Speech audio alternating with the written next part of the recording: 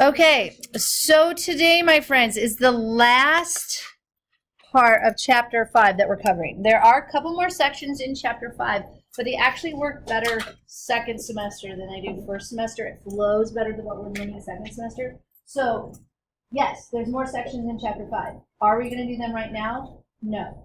Future? Yes. So just know, you know how I am. I pick out what's the best part when we need to do it. So keep that in mind. Today's notes are not really long. They're not too bad. Just 3 pages, which you know for our class is short. So that's a good thing. Your main thing is really you have 2 theorems today. 2 theorems. Now, look at the title of this. This is lesson 5-6.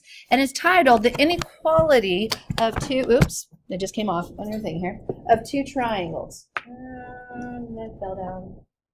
Where did it go? Here it is. Is this the one? We'll find out if it worked.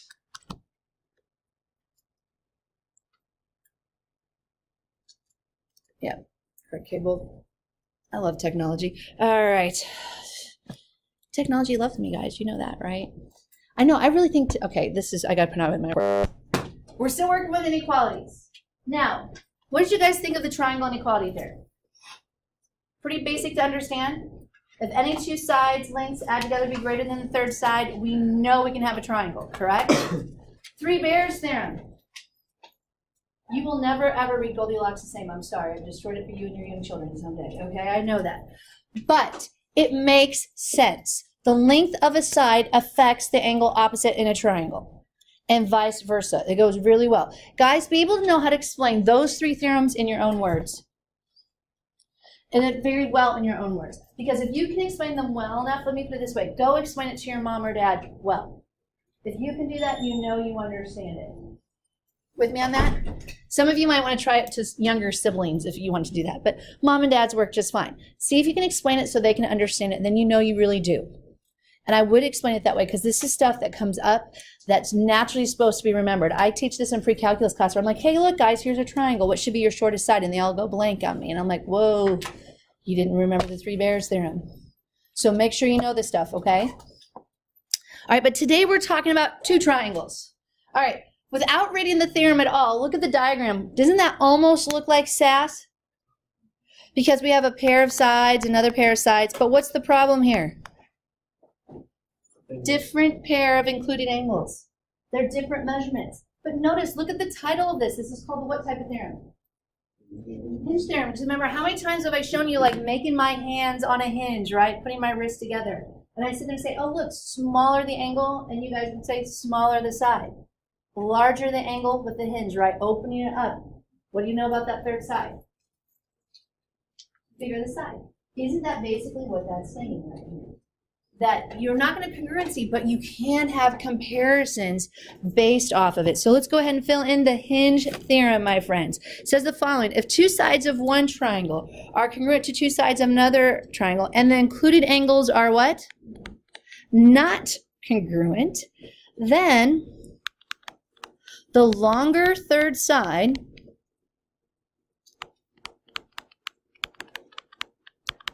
is opposite or across. So say it's across is good. Is across from the larger angle.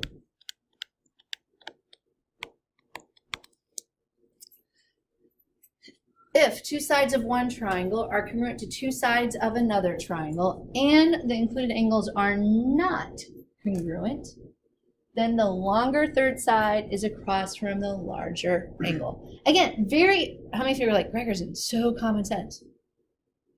I know, but we always try to seem to make it harder than that, right? But it's very much common sense, especially if you understand the basic idea of how a hinge works. Not hard. Now, what do you think the converse is going to be? It's a little bit different this time. So here we go. If 2 sides of one triangle are congruent to 2 sides of another triangle, and now we're going to go to the sides, okay? And the third sides are not, so we're going to sides this time, congruent. Then we should know something about our angles instead. So we're comparing the sides in order to compare the angles. Then the larger included angle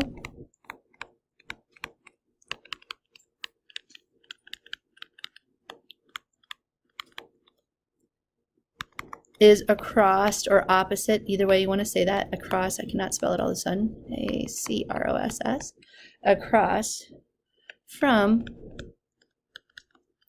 the longer side. All right, so this one's a little bit different in the sense I'm actually comparing side lengths. So like here we have, oh look, 2 pairs of congruent sides, but let's say this side was 10 and this side was 8. Well, obviously, if they have the same length of their sides connected in it, that angle included, that would have to be smaller, right? And physically, doesn't it look even smaller when you're doing it? It really does. So it makes it pretty simple to work with. All right, so what do we do with this? Lots of inequalities and comparisons is really what we're going to do. So let's see some problems that you'd have on your homework. All right, here's all they're going to say. Compare the measure of angle BAC and the measure of angle DAC. So when it says compare, here's really your choices. Greater than, less than, or equal. Those are your choices. When would I have this equal? Your triangles are going to be what?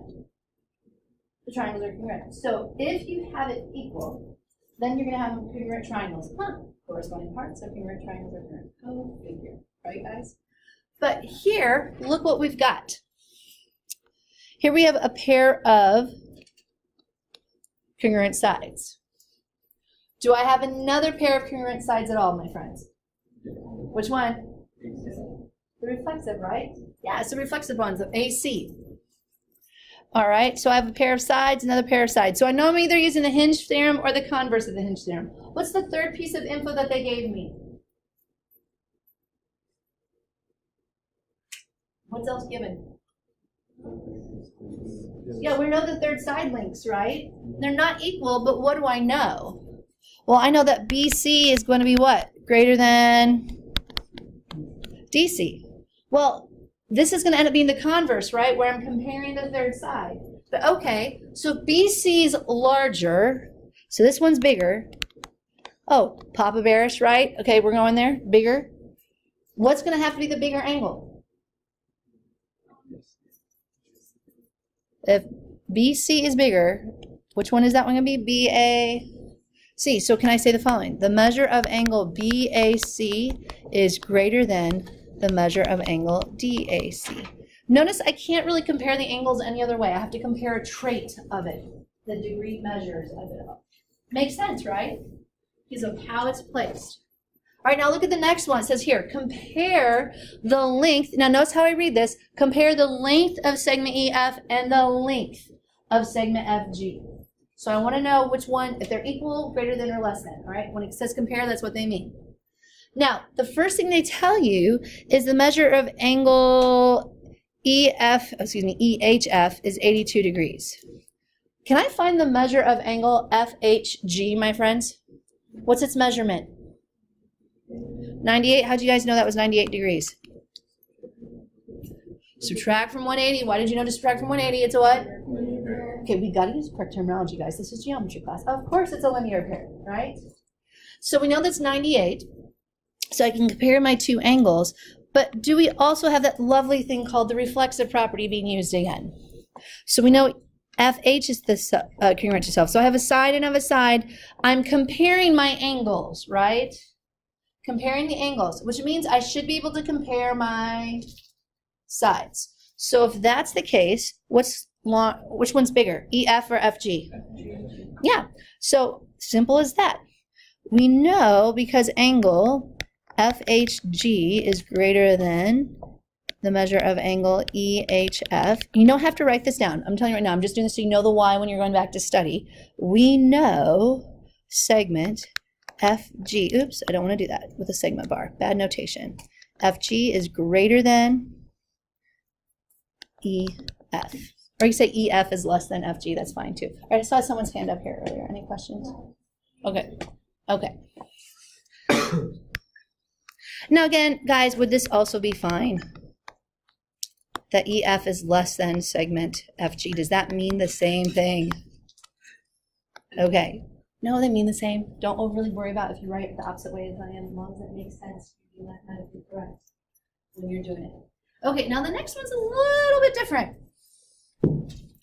It says find a range of values for K. Now, we've talked about a range of values before, but when we're strictly talking about side lengths, right? So let's just do a quick review from yesterday's stuff. So let's go to the side. So remember yesterday I asked you something like this. I said, oh, this is like 15, this one's 9. What's the possible range for the third side? What would you guys tell me the possible range was going to be? Less than what? Yeah, less than 24, because we knew we could add the two sides together. But it's going to be bigger than the what? Bigger than their difference. So it'd be 6. So I got the range of that third side is between 6 and 24. Now, that's the kind of thing I'm asking, but notice it's a total different scenario than applying the Triangle Inequality Theorem. This time it says find the range of values for K, and K is actually helping me find the measure of an angle. So somehow I got to use either my Hinge Theorem or my converse of the Hinge Theorem to help me out. Well, what again do I know from this diagram? Well, I know I have a pair of congruent sides. And do I have another pair of congruent sides by the reflexive property again, right? I'm given a third pair of sides, correct? And so I know this side is larger than that one. So which angle is bigger? The angle that has the 38 or the angle that's the 5K minus 12? The 38. So do I know for certain that at least 5K minus 12 has to be smaller than 38 degrees? Remember, the converse of the Hinge theorem says it has to be that way. So I know the measure of angle, let's go MLN. Actually, it's changed around. Measure of angle PLN has to be smaller than the measure of angle MLN. That's just using the converse of the Hinge theorem. So at least could I go ahead and solve for K right now with this, right? Can I add 12 to both sides? No, yes. Okay, so I get 5K is going to be less than 50. What's K going to be, guys? It's supposed to be less than 10. Okay. Now, I need a range, which means it has to be bigger than something. Guys, this is how logical it's going to get. In order to have an angle that makes a triangle, does it have to be bigger than 0? It has to be bigger than 0. So think about that for a moment. In order to be an angle, and to make a triangle, it's going to have to be greater measure than 0. So I then can go that I know 5K minus 12 has to be greater than 0. But, so here's the cool part. Solve for it. So I get 5K is greater than 12. K is going to be greater than 12 over 5. All right, so now, think about what this is telling us. We know it's smaller than 10, but it's bigger than what? 12 over 5 or 2 2/5? That's your possible range of values. It cannot equal either one of those, but the range of values for that. Does that make sense in why we picked what we did there? I know some of you are like a little glossy-eyed today, so I just want to make sure you're with me. Okay, not meant to be hard, but kind of think common sense through what you're going to have. All right, last but not least, you guys do example 4 on your own. Do it. Do a quick comparison. It shouldn't take you too long, and then we'll do some proofs together.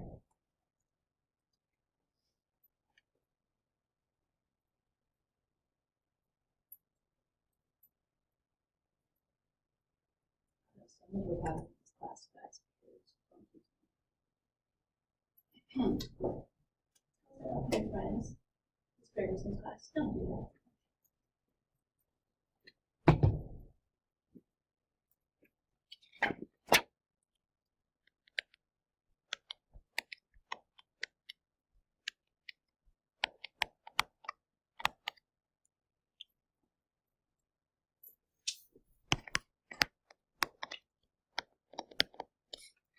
Did you guys get the length of segment BC is greater than the length of segment AB?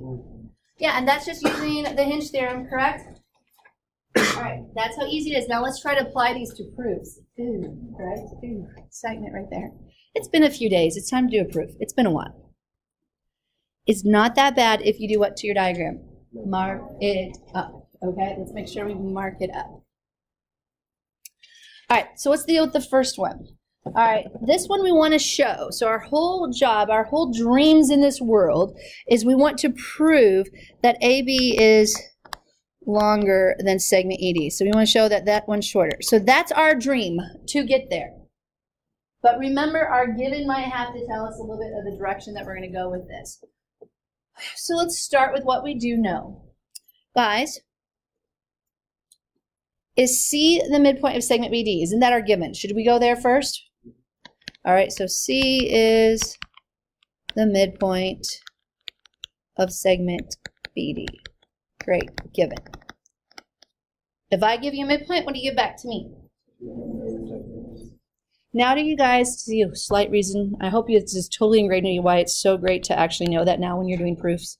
Okay, it really does pay. So on this one, we understand segment BC is congruent to segment DC because I get two congruent segments then, just like you guys told me.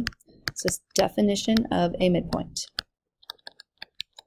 All right. Now, the next thing they tell you, and this is where it's a little more work, they tell you the measure of angle 1 is equal to the measure of angle 2. Now, that's not really helpful for me in the sense, it's not in the two triangles on the side, right? I really want to look at the two triangles on the side because that's where I can either use the Hinge Theorem or the converse of the Hinge Theorem.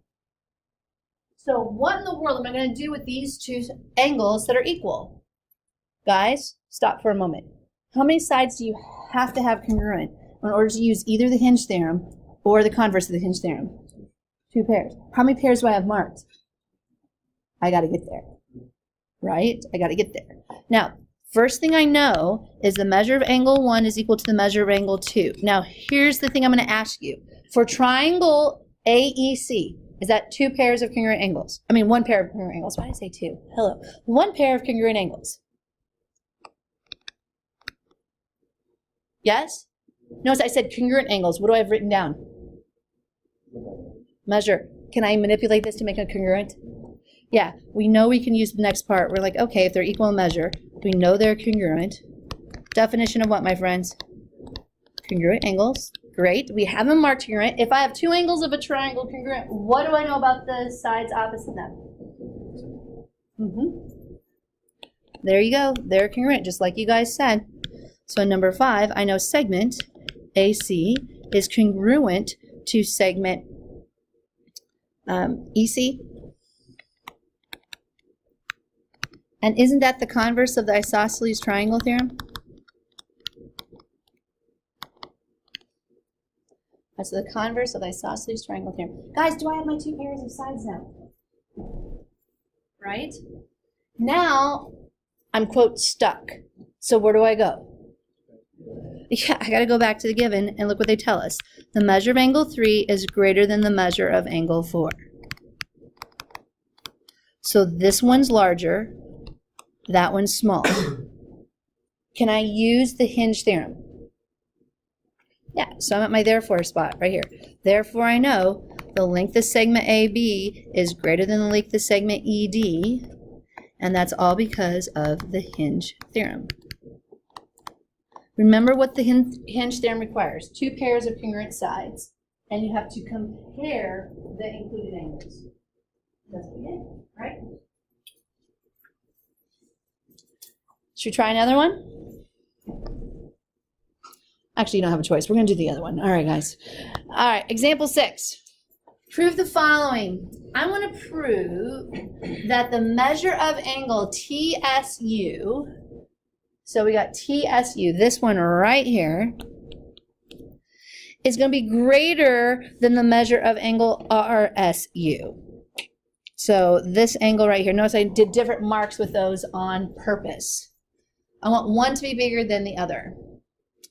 Sounds like we're going to be either using the Hinge theorem or the converse of the Hinge theorem, right? So I'm doing a comparison. It's the only time we've ever really done comparisons on stuff. But what do we actually know? Okay, what do we actually know? Well, first thing we know is the fact the measure of angle SRT is congruent to measure of angle STR. So I'm going to put that down because they already have that marked in our diagram.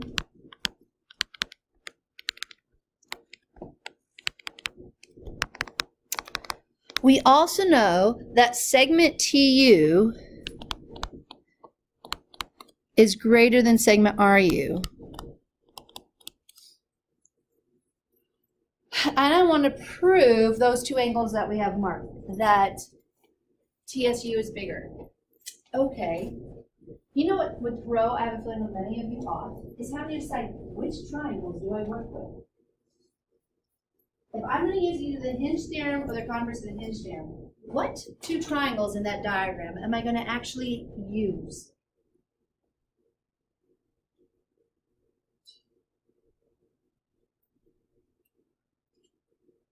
Connor, which one? What?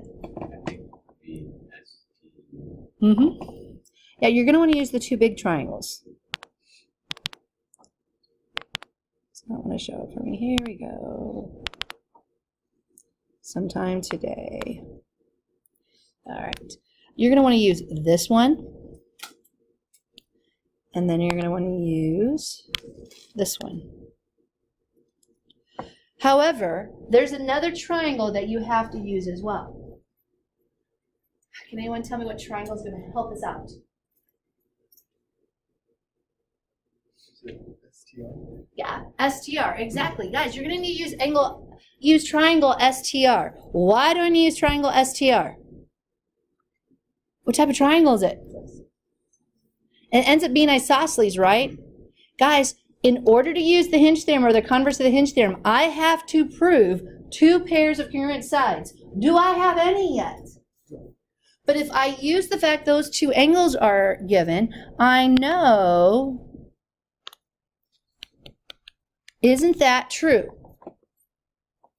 Isn't that the fact I have congruent base angles, that means I'm going to have congruent sides opposite them. So that's my very next thing. So we know segment ST is congruent to segment SR, and that's just the converse of the isosceles triangle theorem again. Let's say converse of isosceles triangle theorem. All right, I saw someone's hand up earlier. Are we good? All right. Now, I need another pair of congruent sides. Where's my other pair of congruent sides? Reflexive property. Isn't it amazing how segment SU, or if you want to say us, if you're, this is us fan, you can say segment us if you wanted to. All right, so we have segment SU is congruent to segment SU. That's reflexive property. Awesome, my friends. All right, so now I have side, side. All right, what else do I need to put down? Do I have all my given down yet? No, I need to compare my third sides. Well, that's given to us. So segment TU is greater than segment RU. That's given. So I know this side is longer. This one is shorter. Well, what do I know about my angles opposite them? Yeah, one smaller than the other, right? So I know if TU is the longer one, we know the measure of angle TSU is going to be greater than the measure of angle RSU. And that's just using the converse of the Hinge theorem. So I have to use the inequalities to help me, but guys, that's not even that bad a proof when you look at 5 steps. That's easy for you guys. All right, that's it for now. Are you guys okay with that? All right, so here's what I want for you guys to do. Your homework. Can we try that, please? All right, let's use the time.